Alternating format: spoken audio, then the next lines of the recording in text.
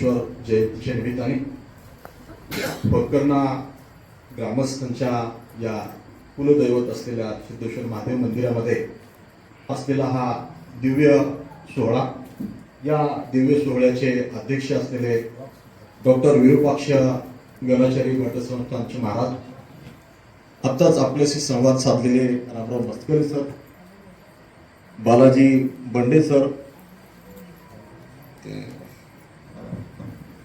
Sanjay तमशेट्टे sir, ते काही शिक्षक होते का जे ह्या गावामध्ये जेव्हा बोलवलं तेव्हा येतो असं म्हणाले. त्यानंतर सचिन मेनकुदळेजी, या गावच्या पोलीस पाटील असलेल्या जयश्रीताई माने, बालाजी पाटील गवते चेअरमन साहेब इकडे बसलेले आहेत, संजय गवते, गजानन साखरे, ज्यांनी मला या ठिकाणी येण्यासाठी बोलावलं, ते गुरुवर्य विरूपाक्ष स्वामी महाराजांच्या याच्यामुळं मला येणं टाळता आलं नाही. आणि मला वाटते ओंकार मुंबडेंनी मला फोन केला आणि भोकरना या गावामध्ये ह्या सगळा शिवशरणी आणि शिवशरणाचं दर्शन मला घेता आलं. माझ्यासोबत आलेले वीरभद्र स्वामी सर आहेत, कारण मला कल्पना आहे की नांदेड जिल्हा तसा खूप म्हणजे लातूरच्या तुलनेमध्ये मागा आहे आणि ह्या मागा असण्यामध्ये आपणच त्याला जबाबदार आहोत. आपणच आपले दोष तपासले पाहिजेत. आपण महाराष्ट्रामध्ये अनेक ठिकाणी व्याख्यानं देतो, पण आपल्या भागातच आपण गेलो नाही तर काय. म्हणून मी काल कवठा बसव कवठा इथं आलो होतो. सिद्धदयाळ शिवाचार्य महाराज तिथं अध्यक्ष होते आणि त्या गावाची लोकसंख्या 25,000 आहे असं म्हणाले, मतदार 15,000 आहेत म्हणाले. आणि त्या गावामध्ये सगळ्याच पदावर असणारी लोक आहेत, पण तिथं सुद्धा अशीच अवस्था होती. संचलन करायला माणूस नव्हता होते आणि म्हणून मी ती टाळता यावी, कारण आम्ही राष्ट्रीय सेवा योजनेमध्ये हे सगळं शिकवत असतो की मुलांनी अतिशय प्रतिकूल परिस्थितीमध्ये संचलन कसं करावं, कार्यक्रम कसा करावा. पण आपल्या भागामधली ही जी शिक्षण संस्था आहेत, महाविद्यालय आहेत, ती यामध्ये कमी पडलेली आहेत. आम्ही शिकायला असताना सुद्धा आम्ही संघर्ष करायचो. ज्यानंतर वाघमारे सरांचं निधन झालं तेव्हा महाराष्ट्र टाइम्सला मीच लिहिलं, लोकसत्ताला मीच लिहिलं, क्रांतदर्शी ज्ञानदर्शी कुलगुरू म्हणून. हे का केलं तर वाघमारे सरांनी एटीकेटी बंद केली होती. त्या एटीकेटीला ह्या मुखेड तालुक्यातून फार विरोध झाला. म्हणजे एखाद्या पिढीमध्ये जर शिक्षणाचं असं होत गेलं की प्रत्यक्ष कृती न करता मिळवलेलं जे ज्ञान असते ते शृंगारलेल्या प्रेतासारखं असते म्हणजे सर. कारण प्रेताचा कितीही शृंगार केला तरी त्याला फार काळ आपल्याला घरामध्ये ठेवता येते का? ठेवता येत नाही. पण आपल्या भागामध्ये काय झालं की कॉफी मारणं, लग्न मारणं, मग ते महात्मा फुले कॉलेज असेल, मातीमध्ये प्रचंड ऊर्जा आहे. पण काय झालं की आपल्या मागच्या पिढीने शिक्षणावर फार भर दिला नाही. जगज्योती महात्मा बसवेश्वरांनी जगज्योती असं काय म्हणतो आपण, तर ही ज्योती काय करते तर अंधार दूर करते आणि ज्ञानाचा प्रकाश देते. आणि हेच काम महात्मा फुल्यांनी पुण्यामध्ये केलं आणि फुलेंनी सांगितलं की एका अविद्येने एवढे अनर्थ झाले. आता सुद्धा 21व्या शतकामध्ये ते चालू आहे. मस्करी सरांनी सांगितलं की 12व्या शतकामध्ये बसवेश्वरांनी लोकशाहीचा विचार मांडला. तेव्हा आपण त्याला पार्लमेंट म्हणत नव्हतो, संसद म्हणत नव्हतो, अनुभव मंडप म्हणत होतो, पण तो लोकशाहीचाच प्रयोग होता. आणि म्हणून आपण आता लोकशाहीची जननी असणाऱ्या इंग्लंडमध्ये सुद्धा बसवेश्वरांचा पुतळा पाहतो. ही अशी नवी समाज रचना निर्माण करायची आहे आणि ही समाज रचना निर्माण करायची असेल तर त्यासाठी हवी असणारी सत्ता काय आहे तर ती ज्ञान आहे. आणि ही ज्ञान कुठून मिळते? मग महात्मा फुलेंनी सांगितलं की विद्येविना मती गेली, मतीविना गती गेली, गतीविना वित्त गेलं, वित्ताविना शूद्र खचले. आणि एवढे अनर्थ एका अविद्येने केले. एक अविद्या जर एवढे अनर्थ करत असेल, कारण मी ओंकारला आल्याबरोबर विचारलं, ते म्हणले संचलन करायला सरांना बोलवलंय. आणि योगायोगाने संतोष शेंबाळे सर हे आमचे विषय मित्र आहेत आणि ते विद्यार्थी आहेत, त्यामुळे तो अधिक प्रेम असल्यामुळे ते अधिकचा परिचय करून दिले. पण आपण या भागामध्ये महात्मा फुलेंच्या नावाने महाविद्यालय आहे, लोकशाहीर अण्णाभाऊ साठेंच्या नावाने महाविद्यालय आहे, पण त्यांचा विचार खऱ्या अर्थाने समाजामध्ये पोहोचू शकलो नाही. आणि मग हा जर पोहोचला नाही, आपला समाज शिकला नाही, तर कसं काय अंधार दूर होईल? बसवेश्वरांना आपण जगज्योती म्हणतो, विश्वगुरु म्हणतो. हे का म्हणतो? कारण त्यांचे विचार हे विश्वाला दिशा दाखवणारे विचार. कारण जेव्हा जगामध्ये लोकशाहीच नव्हती तेव्हा त्यांनी लोकशाहीचा विचार मांडला. 12व्या शतकामध्ये स्वातंत्र्य, समता, न्याय, बंधुत्व ही मूल्य मांडणं ही सामान्य बाब नव्हती. पण त्यांनी ती मांडली. ही नुसती मांडली का? तर नाही. अशा पद्धतीची नवीन समाज रचना निर्माण करायची असेल तर याच्यासमोर कुठले अडथळे आहेत? तर त्यांच्या लक्षात आला की सत्ताधीश जे असतात, आता राजकारणी लोकांची माफी मागून बोलतो मी, की ही सत्ताधीश हे प्रचंड स्वार्थी असतात. मग ते आपल्या पक्षाचं धोरण रेटत असतात. लोकशाहीची व्याख्या जी अब्राहम लिंकनने केली की लोकांनी लोकांसाठी आणि लोकांकडून चाललेलं शासन म्हणजे लोकशाही, पण ती व्याख्या आता कालबाह्य झालेली आहे. आता काय आहे? लोक निवडतात का हो आपला नेता? ती लोकांसाठी काही करतात का? लोकांकडून काही नाही. काय होते? पक्ष निवडत असतो. आणि म्हणून त्याची आता व्याख्या अशी केली गेली, पक्षांनी पक्षांसाठी आणि पक्षाकडून नियुक्त केलेली शासन पद्धती म्हणजे लोकशाही. अशी मार्केट डेमोक्रेसी आली. म्हणजे बंडे साहेबांनी जर तुम्हाला मतदानासाठी काही रक्कम दिली असेल आणि ते राजकारणाच्या प्रतिस्पर्ध्यावर मात करत असतील, पण कार्यकर्त्यांनी सांगितलं त्यांनी एवढं केलंय तर त्याची स्पर्धा म्हणून मस्कले साहेब त्याच्यापेक्षा अधिकची नोट तुमच्याकडे फिरवतील. म्हणजे राजकारणाची व्याख्या काय आहे की सत्तात्मक स्पर्धेमध्ये प्रतिस्पर्ध्यावर मात करण्यासाठी केलेली कृती म्हणजे राजकीय कृती आहे. आणि ती त्याच्यासाठीच केली जाते. नाहीतर 5 वर्ष ते या गावाकडे फिरून बघणार नाही. आता ह्यांनी येतात, ह्यांनी पहिल्या जयंतीला आलो म्हणाले, कर्मकार मला म्हणाला की हीच तर पहिली जयंती आहे, तुम्ही ती करून घ्या. पण आपण तिथं जाणं, आपण ते हे करणं का आवश्यक आहे? तर संत गाडगे महाराज काय करायचे? स्वतः जायचे कार्यक्रम. तर ते स्वतः जायचे, गोपाला गोपाला म्हणायचे, गाव स्वच्छ करायचे आणि आपणच कीर्तन करायचे. अशी परंपरा आपल्या देशामध्ये राहिलेली आहे. आणि म्हणून बसवेश्वरांनी 12व्या शतकामध्ये हे सांगितलं की माणसाचं दुःख करायचं असेल तर काय केलं पाहिजे. हे स्वातंत्र्य, समता, न्याय हे मूल्य रचनात्मक कार्य करायचं असेल तर त्याचे अडथळे हे 2 आहेत. कोणते? तर सत्ताधाऱ्यांचा स्वार्थ आहे आणि दुसरं आहे बहुसंख्याक जनता ही अंधश्रद्धा आहे. ती विचार करू शकत नाही. त्यांची विचार करायचे मार्ग बंद झालेले आहेत. ही 2 शत्रू आहेत. आणि ते आता सुद्धा संपलीत का 21व्या शतकात? नाही. आता सुद्धा तुम्हाला नाशिकचा महाराज टीव्हीवर तुम्ही पाहिला असेल. एक महाराज जर एवढं लोकांचं शोषण करत असेल तर अंधश्रद्धा संपली का? संपली नाही. आणि म्हणून ही ती शत्रू आहेत. आणि ही घालून टाकून एक स्वच्छ आदर्श समाज रचना निर्माण करण्यासाठी महात्मा बसवेश्वरांनी काय केलं? तर बसवेश्वरांनी 12व्या शतकामध्ये एक मंत्र दिला. त्या मंत्रामध्ये रामबाण औषध उपाय असणारा तो मंत्र आहे. काय मंत्र आहे? दारिद्र्य निर्मूलनाचा. काय कवी कैलास. श्रमाला प्रतिष्ठा मिळाली पाहिजे. कामामध्येच आपल्याला स्वर्ग दिसला पाहिजे. आता मी ओंकारच्या घरी जेवण करून ओंकारची वडील शेतातून आले. आईने चांगलं ते दही केलेलं दही खा तर म्हणाले. मी म्हटलं हा खरा भारत आहे. गांधी म्हणायचे की खेड्याकडे चला. आपण जर खेड्यात गेलो नाही तर आपल्याला खरं दही काय असते, खरा संस्कार काय असतो. ती आई म्हणाल्या की शेतकऱ्याच्या घरचं जेवण तुम्हाला. मी म्हणलं हेच जेवण खऱ्या अर्थानं स्वर्गामध्ये देवाला दिल्यासारखं जेवण आहे.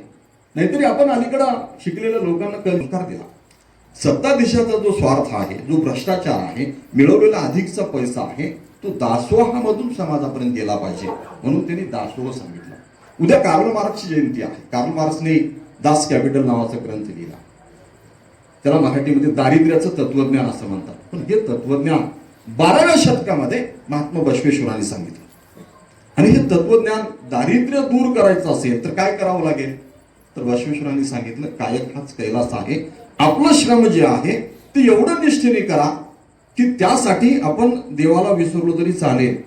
त्या एकरूप होण्यामध्ये, कामामध्ये जेवढं एकरूप झालो आपण तर तिथंच देवाची प्राप्ती होते. कारण वेद, उपनिषद, पुराण ह्या सगळ्यांना त्यांनी बेड्या घालतो म्हटले.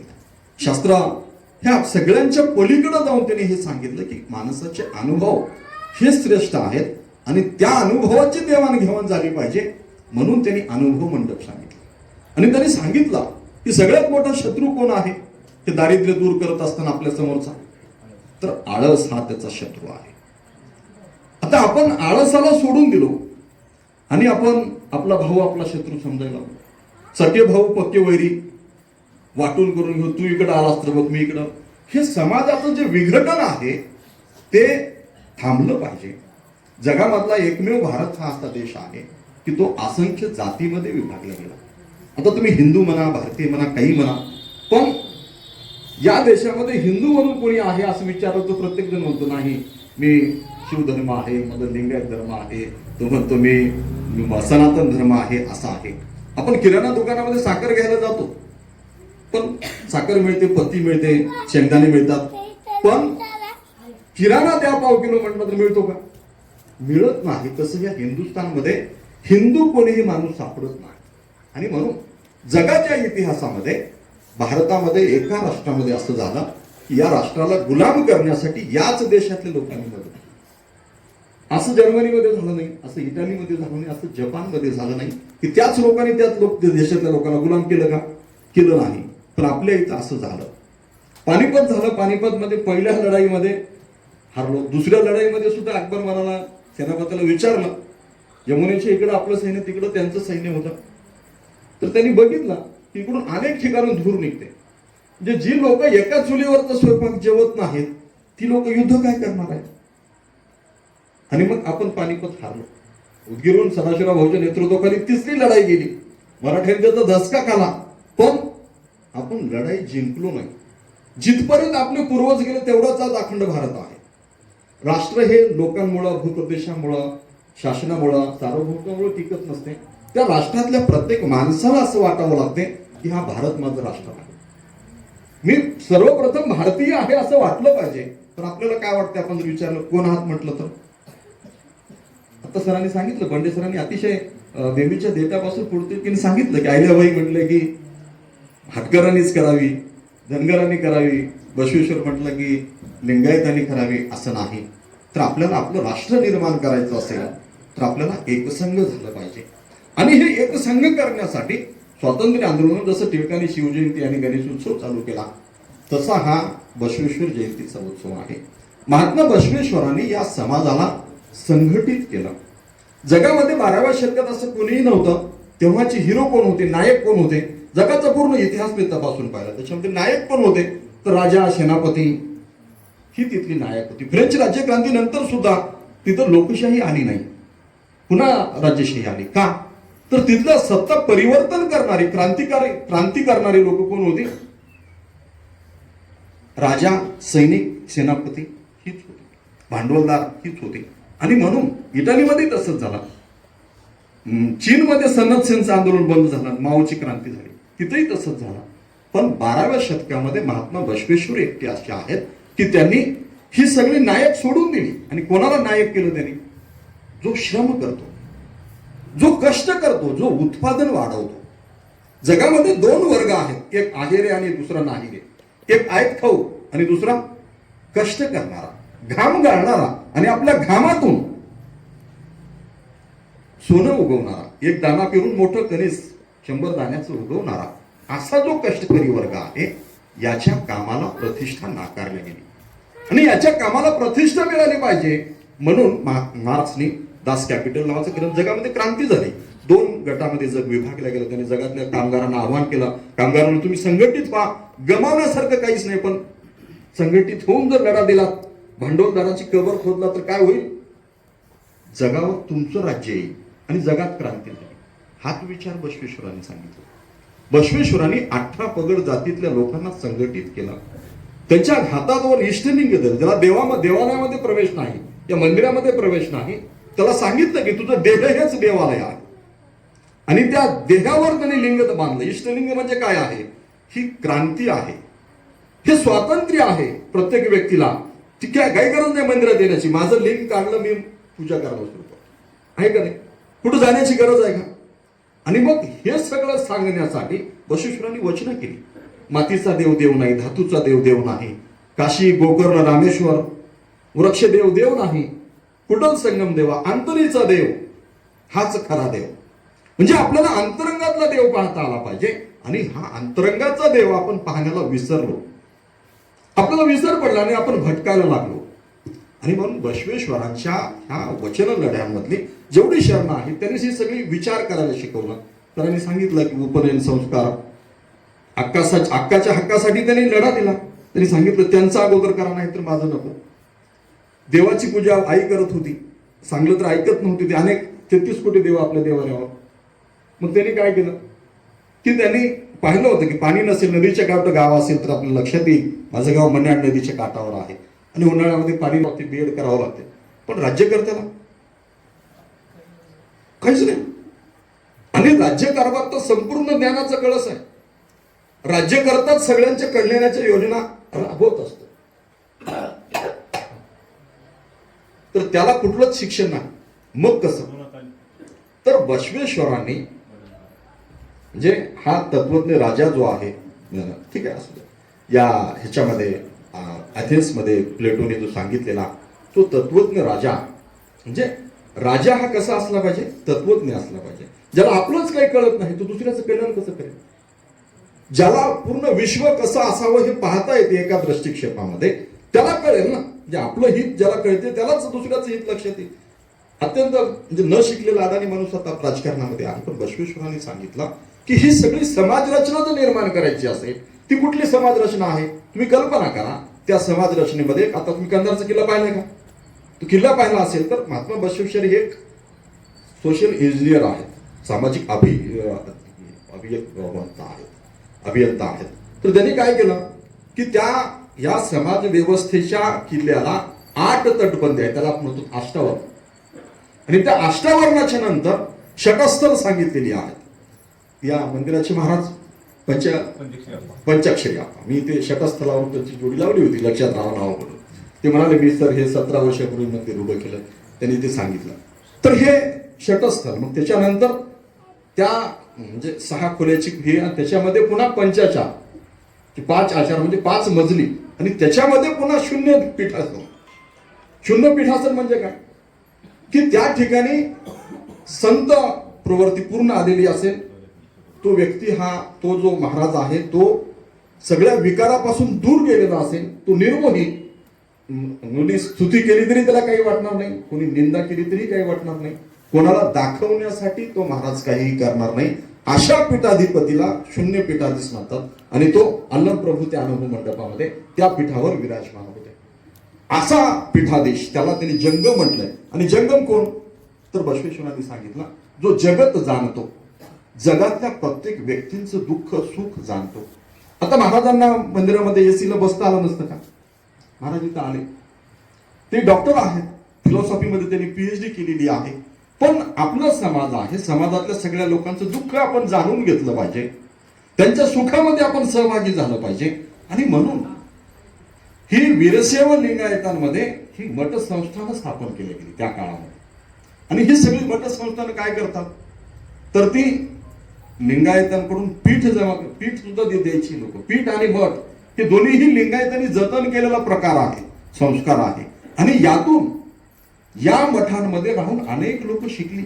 आता सुद्धा काशीच्या महाराजांनी वाराणसीमध्ये जंगमवाडी मठ आहे महाराज.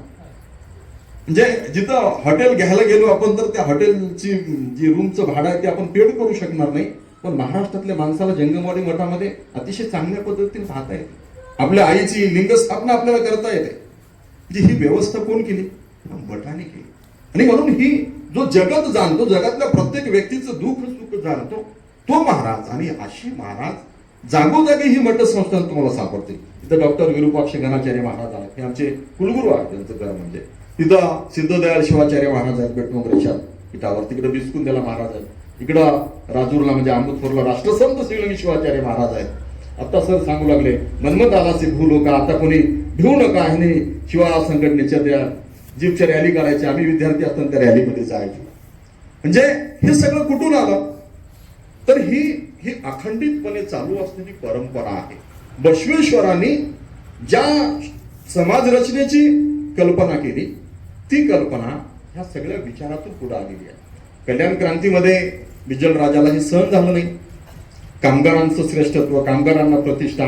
बसवेश्वरांनी हरळ्याला नमस्कार शरणात केला. शरणो शरणार्थी म्हटलं म्हणून हरळे यांनी आपल्या मांडीची कातडी करून त्यांच्यासाठी चपला करून आणल्या. बसवेश्वरांनी सांगितलं की ह्या चपलांचं स्थान माझ्या पायात नाही तर ते माझ्या मस्तकावर आहे. आणि ही सगळी कीर्ती सगळीकडे पसरली आणि तो आंतरजाती विवाह झाला म्हणून तिथं कल्याण क्रांती झाली. या धर्माला राजाश्रय मिळाला नाही. आणि म्हणून मग सामान्य जनतेने ही सगळी वचनं जतन करून शिवाजी राजांचा लढा सुद्धा कोणी चालवला? 18 पगड जातीतल्या बहुजनांनी चालवला. तानाजी मालुसरे काही जावळीचा मोरे नव्हता, वतनदार, जहागीरदार, पाटील, देशमुख, देशपांडे असा नव्हता. तो म्हणाला अगोदर कोंढाण्याचं लग्न लावतो, नंतर रायबाचं म्हणाला. शिवान आम्ही तसंच नव्हता. तो त्याला माहित होतं सिद्धेश्वरला भेटायला जाताना की मी शिवाजी नाही हे कळाल्यावर माझे कातडे सोलून काढल्या जातील. पण तो काय म्हणाला, लाखाचा पोशिंदा वाचला पाहिजे, मी मेलो तरी चालेल, राजे तुम्ही सुखरूप जा, मी शिवाजी होऊन त्याला भेटायला जातो. म्हणजे शिवाजी राजांनी सुद्धा काय केलं, सामान्य जनतेच्या हृदयामध्ये क्रांतीची ज्योत पेटवली, तशी बसवेश्वरांनी पेटवली. आणि म्हणून बसवेश्वरांच्या चरण साहित्यातली एक बाई आहे, ती झाडण्याचं कर्म करते, आणि तिचं नाव सत्य अक्का पडलं. कारण ती दररोज नित्यकर्म झाडायची. आणि असा एक दागिना पडलेला होता सोन्याचा, पण ती उचलायची नाही. पण एका पुरोहिताला वाटलं की तू सकाळी सकाळी त्याला दिसला, त्यालाच उचलायचं होतं. त्यानं बघितलं कोणी नाही का, कोणी नसेल तर माणूस उचलतो. मग तो त्याला दिसलं तिकडे एक बाई झाडू लागली. अरे ती बघेल म्हणून त्याच्यावर तो पाय ठेवून थांबला. आणि मग ती सगळं झाडून आली. त्याला म्हणाली, सर का मला इथे झाडायचंय, तुम्हाला हे दागिना तू घेशील आणि बसवेश्वराचा धर्म बुडेल म्हणून मी ह्याच्यावर पाय ठेवून बसलो. तर ती म्हणाली, हा 2 दिवसापासून तिथं पडून आहे, मी त्याला घेतलं नाही आणि मी ते घेणारही नाही. आणि मग ह्याची चर्चा अनुभव मंडपात झाली, तेव्हा तिचं नाव सत्य अक्का ठेवलं गेलं. अक्का महादेवींच्या वचनाबद्दल जेव्हा चर्चा झाली, म्हणजे अक्का महादेवी निवस्त्र होत्या, त्या कौशिक राजांनी महादेवी सोबतचा करार मोडला.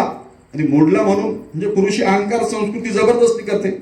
नवरा बायको म्हटली की आपली प्रॉपर्टी समजते, जसे काही ती निर्जीव आहे असं समजून तिला मारहाण करते. तसं तो करायला गेला आणि अक्का महादेवीने आपले सगळे कपडे काढून टाकले आणि तिने ह्या पुरुषी अहंकारी संस्कृतीच्या विरोधामध्ये बंड पुकारला. ती अनुभव मंडपामध्ये आली. श्रीशैल मल्लिकार्जुनला तुम्ही कधी गेलात तर तिथं अक्का महादेवीची गुहा आहे. नाथ संप्रदायाने ह्या कसा ह्याचा ऋणानुबंध आहे, त्याचा एक वेगळा विषय होईल व्याख्यानाचा. पण त्या अक्का महादेवी जेव्हा अनुभव मंडपात आल्या तेव्हा आलमप्रभूंनी प्रश्न केला की समाजाचं काय होईल, म्हणजे असं निवस्त्र दिसलं तर समाजाच्या चारित्र्याचं काय होईल.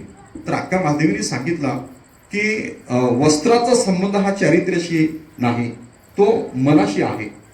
म्हणजे मनच जर दूषित असेल, म्हणजे आपण तुकारामांनी म्हटलं की नाही मन निर्मळ त्यास काय करेल साबण, म्हणजे आपलं मनच निर्मळ नसेल तर कपडे घातले तरी काय फरक पडणार आहे. आणि मग आलमप्रभूला ते कळालं आणि महात्मा बसवेश्वर म्हणाले, अक्काचं एक वचन आणि माझी 1000 वचनं ही बरोबर आहेत. कारण अक्काने काय केलेलं आहे, हा मोठा संघर्ष केलेला आहे. प्रतिज्ञा करणं सोपं असते, पण ती प्रतिज्ञा पाळणं अत्यंत कठीण असते. आपल्याला साधा हिवाळा आला तर थंडी सहन होत नाही, उन्हाळा आला तर आपल्याला कूलरची स्पीड वाढवावी लागते का नाही. मग अक्काने पूर्ण आयुष्यभर निवस्त्र राहिले. कशा राहिले असते याची आपण कल्पना करून पाहिली तर आपल्या लक्षात येते. म्हणजे अशी ही एक नाही, असंख्य शिवशरण आहेत. काशीचा राजा मुळगी मारया तिथून हे पाहायला आला. इथली लोक श्रम करून खातात, त्याने राजवैभव सोडून दिलं. तो राजा होता, राजगादी सोडली आणि तो इथं येऊन मोळी विकायचं कर्म करू लागला. त्याला म्हणून मुळगी मारया असं म्हटलं जाते. पण तो भेटलेल्या शरणांना वगैरे सांगू लागला. लोकांना अप्रूप वाटते की एखादा श्रीमंत माणूस गरिबांच्या वस्तीत जाऊन काम करत असेल. विठ्ठलरामजी शिंदे महार वस्तीत जाऊन काम करू लागले. त्यांना महर्षी विठ्ठलरामजींना मराठ्यांनी महार शिंदे म्हटलं. दलितांनी त्यांचं ते मराठी आहेत त्यांचं नेतृत्व स्वीकारलं नाही. त्यांची महाराष्ट्रामध्ये उपेक्षा झाली. समाजामध्ये बदल करायचे असतील तर त्या समाजात जाऊन काम करावं लागत असते. आणि अक्का महादेवीनी हे सगळं केलं की ते प्रत्यक्ष सगळ्या म्हणजे निसर्गाच्या, म्हणजे आपण मी सांगत होतो की थंडी वाजली तर आपण सण होत नाही, आपल्याला ऊनही सण होत नाही, काहीच सण होत नाही. पण अक्का महादेवीने हे सगळं सहन केलं. तर अशी असंख्य शरण आहेत. ते राजा काश्मीरहून आलेला मुळगी मारया सांगत होतो आणि तो आपलं हे सगळं कार्य सांगायला लागला. त्याच्या पत्नीचं नाव सुद्धा महादेवी आहे. ती महादेवी म्हणाली की जर तुम्ही असं सातत्याने सतत मीवर बोलायला लागलात, मी काय आहे, मी राजा होतो पण राजवैभव सोडून मी आता हे कर्म करायला, हे सांगणं हे सुद्धा काय आहे, अहंकार आहे, हे सुद्धा पाप आहे, हे तुम्ही सांगू नका असं महादेवी म्हणते. म्हणजे त्या 70 शरणीमधली ही शरणी अत्यंत महत्वाची यासाठी मला वाटली की ती त्या नवऱ्याला सांगते की असं सांगायचं नाही. कारण आपण हे कर्म काय स्वीकारलंय, तर ते कर्म आपल्याला आनंद वाटते म्हणून स्वीकारलंय. मागचं भूतकाळ कशाला सांगायचं, मी राजा होतो हे काही सांगायची गरज नाही असं ती म्हणते. आणि यातून आपल्या लक्षात येते की किती चारित्र्यवान माणसं बसवेश्वरांनी निर्माण केली होती. एक लक्कवा नावाची स्त्री आहे. ती एका दिवशी बसवेश्वर तिच्या घरी जेवायला येणार आहेत म्हणून तिचा पती धान्य कोठारामध्ये काम करतो. तिचं नित्य कर्म आहे की दररोजच्या पुरतच 3 मोठी तांदूळ घरी आणायचे आणि दोघं ती खात असतात. पण बसवेश्वर जेवायला येणार आहेत तो थोडं अधिकचे तांदूळ घरी आणतो.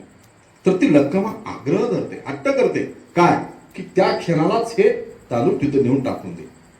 कारण उद्याचं अन्न जर मी आज संचित केलं तर कर्म हेच देव आहे, काम हेच देव आहे. उद्या मी काम करणार नाही. आणि माझा जो शत्रू आहे कोण, आळस, तो काय करेल, उद्याची मजुरी आजच मिळाली. आता लाडकी बहीण आलेली आहे. लाडकी बहिणीचा हेतू काय की समाजाला आळसी करून टाकलं पाहिजे, त्याला विचार करणं बंद करून टाकलं पाहिजे. आपण मंत्र दिलाय, 1 मॅन 1 व्हॅल्यू 1 वोट, एक मत एक मूल्य एक अधिकार दिलाय की नाही. पण त्या मताची किंमत हे ठरवू लागले शासनाच्या तिजोरीवर बसणारे. पूर्वी लोक बंडेसाहेब बुवा टाकत होते तेव्हा यांच्या जवळचे पैसे वाटायचे, शेत विकून प्लॉट विकून. पण आता सरकार लाडकी बहीण म्हणून तिजोरीतूनच पैसे वाटायला लागले. आणि म्हणून बसवेश्वरांच्या विचाराची प्रस्तुतता वाढते. बसवेश्वर प्रधान होते मंगळवेढ्याला, आता ते कर्नाटकात गेलं पण मंगळवेढा महाराष्ट्राचाच भाग आहे. त्या ठिकाणी चौका मेळा झाला. तो म्हणाला, उसू डोगा पर रस नाही डोगा, नदी डोगी पर जल नाही डोगा, काय भुलदासी वरली या रंगा, चौका डोगा पर चौक्याचा भाव नाही डोगा. त्याचा भाव वाकडा आहे का, रस वाकडं तिकडं असते का, ऊस वाकडा असले म्हणून, नदी वाकडी असते पण पाणी. त्याच्यामुळे वरल्या रंगाला भुलू नका तुम्ही, अंतरंगामध्ये काय आहे हे पहा, त्याचं आचरण पहा. आपल्याला या गावामध्ये ओंकार नावाच्या असंख्य व्यक्ती सापडतील, पण त्या ओंकाराचं आचरण काय आहे यावरून त्याचं तत्व आपल्याला कळत असते. बसवेश्वरांनी अशा पद्धतीने विचार करायला शिकवलं की हे तत्व आपल्याला शोधता आलं पाहिजे. हे बसव तत्व आहे की त्याचा आचार काय आहे. आणि हा आचार लिंगायतांमध्ये का टिकला. आता तुमच्या गावची रचना मला माहित नाही, पण माझ्या गावची रचना अशी आहे. अर्धी पाटीलकी आमच्याकडे आहे. बंडेसरांचे पाहुण्याचे अर्धी पाटीलकी मराठ्यांकडे आहे. आमच्याकडं हटकर पाटील नाहीत बरं का साहेब. तर ते आता परिस्थिती अशी आहे की आमचे सगळे मराठी पाटील म्हणजे पाटीलकीच्या पोकळ प्रतिष्ठेमध्ये ते आता गाव सोडून बाहेर आहेत. आणि लिंगायत लोक ही आपला धर्म नाही. काय धर्म नाही आपला, महाराजांच्या मठांमुळं हॉटेलमध्ये जेवणं हा माझा धर्म नाही, काही खाणं पिणं हा माझा धर्म नाही. म्हणून आपला आपला धंदा आहे तेवढंच आपलं काम, राजकारण आपला धंदा नाही. आपलं आपलं गाय वासरू म्हैस शेत हे करून आहेत म्हणून ते गावात आताही चांगली आहेत, त्यांची घरं चांगली आहेत. ते कुठून आलं, हे बसव तत्व आहे. बसवेश्वरांनी सांगितलं. ती लोक म्हणतात म्हणजे मराठ्याची किंवा दुसऱ्या जातीची की आमचा धर्म आहे, आम्ही तर खातोच पितो, पण तुमची बी वाण्याचे खायलेत. म्हणजे काय, म्हणजे आता आपण शिकलो पण असं जर होत असेल तर आपला समाज कुठं चाललेला आहे ह्याचं आपल्याला चिंतन करावं लागेल, त्याचं आपल्याला मनन करावं लागेल. आणि यासाठी म्हणजे बसवेश्वरांनी सांगितलं की दुसऱ्याला शत्रू मानू नका. ही चिरडून टाकण्याचा प्रयत्न केला, पण मडिवाळ मागच्या गंगांबिका ह्या सगळ्यांनी कुळवीकडं ही सगळी वचनं घेऊन ती गेली. खगोल हरकोटीने ती होती म्हणून आता आपल्या समोर आणली. म्हणजे चांगला जो विचार आहे तो मरत नाही. सामान्य जनता ही चांगला विचार जिवंत ठेवते. आणि म्हणून अशी सामान्य कष्टकरी जनतेला न्याय मिळाला पाहिजे. महात्मा गांधींनी म्हटलं की डॉक्टरपेक्षा वैदू बरा आणि वकिलापेक्षा गावातला पंच बरा. का, पंच आपल्या घरचं खाऊन भांडण मिटवायला येतो. हिच्या बाजूला इथे एक चांडोळा म्हणून गाव आहे. चांडोळ्यामध्ये आमचे आजीचे भाऊ होते मुरलीधर पाटील म्हणून. त्यांनी पंचकी केली गावामध्ये. ते भाऊ म्हणला नाही तू आपल्याच पोराकून बोललास. एवढं म्हणलंय म्हणून त्यांनी अंगातला शर्ट काढून फेकून दिला. मी लहान असतानापासून मोठं होईपर्यंत पाहत होतो. ते वारले आता. उपरने घालून राहायचे ते. त्यांनी कटिंग कधी केली नाही, अशी जटा होती मुरलीधर पाटील, तुम्ही अनेक जणांनी बघितलं असेल.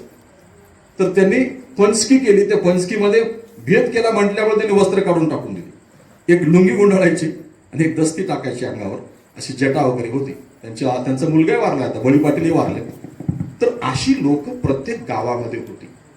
म्हणजे म्हणून पंच बरा, डॉक्टरपेक्षा वैद्य का बरा, त्याचा हेतू आहे की त्याचं आरोग्य चांगलं झालं पाहिजे. आताचं डॉक्टर पेशंट पुन्हा पुन्हा दवाखान्यात आला पाहिजे. आणि मी कर्ज काढून बांधलेली इमारत मोठीचं कर्ज फेडता आलं पाहिजे म्हणून लघवी तपास, रक्त तपास, हे टेस्ट कर, ते टेस्ट कर, अशी जर प्रवृत्ती असेल तर म्हणून त्याच्यापेक्षा वैध भरा. तो पैसे मागतो का? मागत नाही. आता डॉक्टर अगोदर पैसे काउंटरला भरा, मग पेशंटला ऍडमिट करून घेतो. ही प्रवृत्ती असेल तर राष्ट्र निर्माण होणार नाही. आपल्याला राष्ट्र निर्माण करायचं आहे. हा अखंड भारत, काश्मीर पासून कन्याकुमारी पर्यंतचा, सौराष्ट्रापासून जगन्नाथपुरी पर्यंतचा, हा एक ठेवायचा आहे. आणि हे ठेवायचं असेल तर या राष्ट्रातल्या प्रत्येक माणसाला असं वाटलं पाहिजे. काय वाटलं पाहिजे? काश्मीरच्या माणसाचं दुःख मला सुद्धा कळालं पाहिजे. कन्याकुमारीच्या माणसाच्या दुःखाच्या वेदना मला झाल्या पाहिजेत, तर राष्ट्र राहते. कळालं का? पण आपण राष्ट्राबद्दल विचार करायला तयार नाही. महात्मा बसवेश्वर हे एक असं आता संविधानचे राष्ट्र निर्माण करू इच्छिते, तसं राष्ट्र निर्माण करण्याची नवीन सोसायटी, समताधिष्ठित समाजाची 12व्या शतकात निर्माण करण्याचं स्वप्न पाहिलं होतं. आणि म्हणून हे स्वप्न या संविधानाच्या माध्यमातून आता आपल्याला पूर्ण करायचं आहे. आणि म्हणून आपण राष्ट्रधर्म पाळला पाहिजे. राष्ट्रधर्म काय आहे? की माणसाने माणसासारखं वागलं पाहिजे. हे म्हणणं खूप सोपं आहे, पण माणूस अनेक वेळेस माणसासारखं वागत नाही. आणि म्हणून आजीला म्हणावं लागते. काय म्हणावं लागते? की तुझ्यापेक्षा ते गाढव बरं, कोणतरी म्हणलं तिकडे. म्हणजे हे आपण दररोज पाहत असतो. असं का होते? तर माणूस माणूस आहे हे विसरतो आणि तो माणसासारखं वागत नाही. गाढव स्वच्छ पाणी पिते, घाण पाणी पिते का? पित नाही. गाढव तंबाखू खाते का? म्हणजे दुसऱ्याने दिलेली दारू, दुसऱ्याने दिलेला तंबाखू जरी तो असला तर हे माझं देह जर मंदिर असेल तर त्याचं पावित्र्य मी जपलं पाहिजे का नाही? अरे आईच्या घरचं दही कोणाला मिळणार आहे? ते तुम्ही खाल्ला तर तुमच्या शरीराला काही होणार नाही. पण बाहेर हॉटेलमध्ये जर जेवलात त्या पाम तेलामुळे काय होईल? तुमचं कोलेस्ट्रॉल वाढेल, रस्त्यातच अटॅक येईल. आणि मग आपण हे सांगण्यासाठी, आपण एकमेकाशी संवाद साधण्यासाठी अधिक काळ असू शकणार नाही. आणि म्हणून हा बसव विचार आपल्याला जपता आला पाहिजे. बसवेश्वरांनी अंधश्रद्धा दूर करण्यासाठी अनेक कोरडे ओढले. म्हणजे साप दिसला त्याला मारा मारा म्हणता, आणि नागपंचमीला सापाच्या दगडाला दूध पाजवता, पूजा करता. ही कसला दांभिकपणा आहे? बसवेश्वरांनी एक नाही अशी असंख्य वचनातून ह्या अंधश्रद्धेवर कोरडे ओढले. का ओढले? तर आपल्याला कळालं पाहिजे. बसवेश्वर म्हणाले की सदाचार वे स्वर्ग, अनाचार वे नरक. अहो म्हणणे हाच स्वर्ग आहे, आरे म्हणणे, कारे म्हणणे हाच नरक आहे. नरक स्वर्ग बघितलाय कोणी? जसं संत कबीर म्हणतात की मैं बुराई देखन चला, मुझसे बुरा न कोई. म्हणजे मी वाईट माणूस शोधायला निघालो, पण माझ्या लक्षात आला की माझ्यापेक्षा वाईट कोणीच नाही. आणि हा विचार 12व्या शतकात बसवेश्वरांनी इथं मांडला मंगलवेढ्यामध्ये. आणि आपण पाहतो की पुढं चौथ्याने तेच चालवला. पुढं पुंडलिकांनी आई वडिलाच्या सेवेमध्ये तो एवढा मग्न झाला. तो बसवेश्वराचा विचार आहे बरं का, तो ऋणानुबंध आहे. तो वेळाविषयी आपल्याला तो सांगावं लागेल की बसवेश्वरांनी जे सांगितलं की देव दगडात मातीत कुठं नाही, तेच तुकाराम महाराजांनी सांगितलं. तीर्थी धोंडा पाणी देव रोकडा सज्जनी, असं त्यांनी म्हटलं. संत ज्ञानेश्वरांनी हेच सांगितलं, तुझं सगुण मानो की निर्गुण रे. आणि मनमत माऊलीने शिवपाठाच्या पहिल्या अभंगामध्ये सांगितलं, गुरु आणि लिंग जंगमाची सेवा देई मज देवा जन्मोजन्मी. कशासाठी? गुरु कसा असावा, जंगम कसा असावा हे सांगितलं. आणि त्यांची सेवा मला जन्मोजन्मी मिळू दे. कारण ते काय करतात? तुकाराम महाराजांनी म्हटलं, काय सांगावे संतांचे उपकार, जागवी ती मज वेळोवेळी, काय वाहे त्याची उतराई, ठेवी तपाई जीव थोडा. म्हणजे यांनी मला एवढं जागा केलंय की त्याची उतराई व्हावी म्हणून माझा जीव जरी त्याच्या पायावर ठेवला तरी तो काय आहे? कमी आहे, असं तुकाराम महाराज म्हणतात. तेच बसवेश्वरांनी सांगितलं. आणि कामामध्ये देव आहे हे जे बसवेश्वरांनी सांगितलं तेच पुंडलिक इथं करत होता. पंढरपूर आई वडिलांची सेवा करत होता. द्वारकेचा राणा तिथून आला भक्ताला बघण्यासाठी. हा काय म्हणाला? मला वेळ नाही तुला भेटायला, मी आई वडिलांच्या सेवेमध्ये मग्न आहे. म्हणून त्याने वीट फेकली. त्या विटेवर युगे 28 कोण उभा आहे हो? द्वारकेचा राणा विठोबा पांडुरंग उभा आहे, युगे 28 उभा आहे. आणि मग हिची ही सगळी संत परंपरा जर आपण पाहिली तर मग तो चौथा वेळा असेल, नरहरी सोनार असेल, सावतामाळी असेल, तो म्हणतो अवघी कांदा मुळा अवघी विटाई माझी म्हणतो. म्हणजे आपल्या कांद्यामध्ये, मुळ्यामध्ये, आपल्या शेतामध्ये ते देव पाहतात. आणि तो देव आपल्याला पाहता आला पाहिजे. आपण आपलं काम नित्य जर केलं नाही, शेतकरी काम का मन लावून करतो, तर तो म्हणतो आपल्या गायीवर आपल्यापेक्षा तो अधिक प्रेम करतो. काल मी आमच्या उदगीरच्या बाजूला कोणतं सर गाव, धोंडी हिप्परगाव, बापटलेचं धोंडी हिप्परगावला गेलो होतो आंबेडकर जयंतीच्या निमित्ताने. आणि ती आंबेडकर जयंती संपूर्ण गाव एकत्र होऊन करत होते. मी म्हणलं हे महाराष्ट्रातलं मुलखावेगळं गाव आहे, ही सगळी लोक इथं आहेत. त्या गावच्या पाटलाने ते आंबेडकर जयंतीचं जेवण ठेवलं. मी त्या गोविंदराव पाटलांना म्हणालो की हे पाटलाची खरी व्याख्या कळालेला पाटील आहे असं म्हणा. पाटील म्हणजे काय? पाटील म्हणजे अन्याय करणारा पाटील पाटील नाही. जो गरिबाच्या न्यायासाठी, गरिबाचं दुःख दूर करण्यासाठी खंबीरपणे त्याच्या पाठीशी उभा राहतो, तो पाटील आहे. पण अलीकडं सरंजामशाही बघून पाटील गरिबांचा छळ करू लागला. पण तो पाटील तसा नव्हता. मी तर म्हणालो होतो पाटील त्याच्या गडीच्या वाड्यावर मला आग्रह करून पुन्हा घेऊन गेले ते पाटील. मला म्हणजे कॉलेजला जायचं होतं पण त्यांनी जाऊ दिलं नाही. मी त्यांना सांगितलं की हे लिंगायत पाटीलच करू शकतो. ती लिंगायत पाटील होते. आणि आमच्याकडे गोपछेडे सर प्राचार्य होते. गोपछेडे सर सांगायचे की त्यांच्याकडे पोळ्याचा मान होता, आमच्याकडे दसऱ्याचा मान आहे. तर त्यांनी पोळ्याचा मान त्या गावामधल्या बैलावर एवढं प्रेम करणारा, जो बैलाची एवढी चांगली निगा करतो, त्या माणसाला द्यायची. त्याची बैल अगोदर पारावर फिरल्या जायची आणि नंतर मग दुसऱ्याची फिरल्या जायची. त्याला पाटील म्हणतात. जर गावामध्ये दोन पाटलं म्हणजे दोघं म्हणजे एकच पाटील असला तरी त्याला दोन मुलं झाली, ती पाटील की वाटून घ्यायची, तुझा एक बैल आणि माझा एक बैल फिरवतो म्हणत असते, तर त्याला काय करायचं? म्हणजे एवढं विघटन वाढायला लागले नाही ना. अशा विघटनाला आपण संघटित केलं पाहिजे. त्यांना सांगितलं पाहिजे की हे असं नाही. ते कशासाठी सुरू केलेली परंपरा आहे, तर ती बैल आपला दैवत आहे, आपल्या शेतात त्याच्यावर अवलंबून आहे आणि म्हणून त्याची पूजा करायची आहे. जो त्याची निगा करतो त्याला तो मान दिला पाहिजे, म्हणून तो दिलेला आहे, हे आपल्याला कळायला पाहिजे. आपण लाख कामं ठेवली पाहिजेत पण आपल्या मुलांना शिकवलं पाहिजे.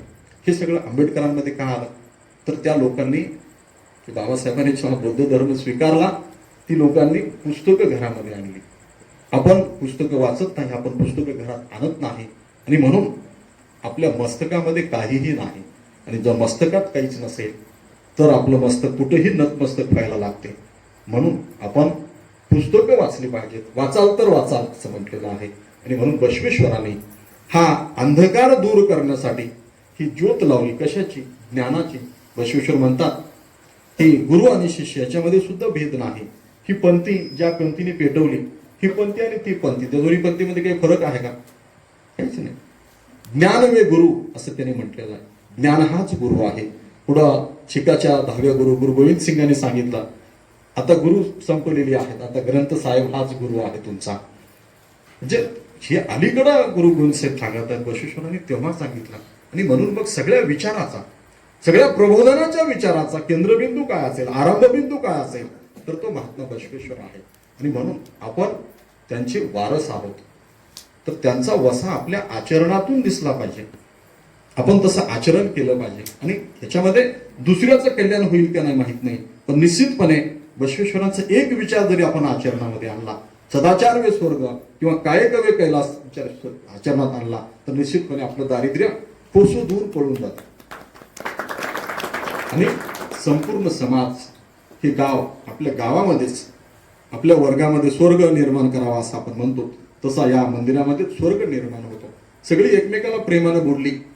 आई वडील, बहीण भाऊ, बहिणी, सगळे आजी आजोबा सगळे एकमेकाला प्रेमाने बोलत असतील तर त्यालाच स्वर्ग म्हणतात. पण घरात असूनही एकमेकाला भांडून घेऊन वेगवेगळं होऊन हे करत असतील, एकमेकाचं तोंड पाहत नाही म्हणत असतील तर त्यालाच नरक म्हणतात. हे एवढ्या साध्या गोष्टी आपल्याला कळाल्या पाहिजेत. म्हणून बसवेश्वरांनी 12व्या शतकामध्ये हा ज्ञानयज्ञ चालवला. त्याचा वारसा आणि वसा पुढं विरूपाक्ष डॉक्टर विरूपाक्ष स्वामी हे चालवत आहेत. सिद्धदयाळ स्वामी तिथं बेटमोगऱ्याला चालवत आहेत. ज्या बेटाचा सुगंध मोगऱ्यासारखा सगळीकडे पसरला म्हणून त्याचं नाव बेटमोगरा पडलेलं आहे. तर अशी ही सगळी मठं आहेत. म्हणून आपला समाज व्यवस्थिशीर चारित्र्य सांभाळून आहे, तो असाच सांभाळून राहावा. राष्ट्राचं प्रेम आपल्यामध्ये निर्माण व्हावं. आणि आपण मेल्याशिवाय स्वर्ग दिसत नाही असं आपले वडील आजी आजोबा म्हणतात. त्या पद्धतीने आपण आपलं काम आपण केलं पाहिजे.